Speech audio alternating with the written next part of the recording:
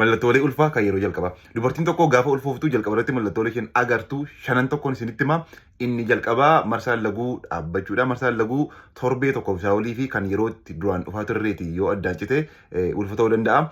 Inni lammaffaanii harmii akka dhiita'uu fi dhukkubuu keessumaa gaafa isheen qaqqabdee ilaaltu dhukkubuu tender ta'uu jechuudha. Inni sadaffaanii fincaanni amma baay'inaanii qabuu deddeebisuudha.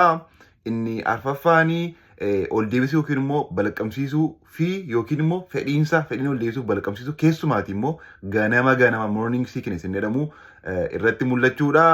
Inni shanaffaanii dadhabbii cimaa keessumaati kan hirriba itti baay'isuu mul'achuudha. Gaaffilee biroo dhimma kanarratti qabdan yoo jiraate koomentiirra nuu ka'aa. Kun Milkii Miidiyaadha. Sabiskiraayib nuu godhaa. Galatooma ulfaadha.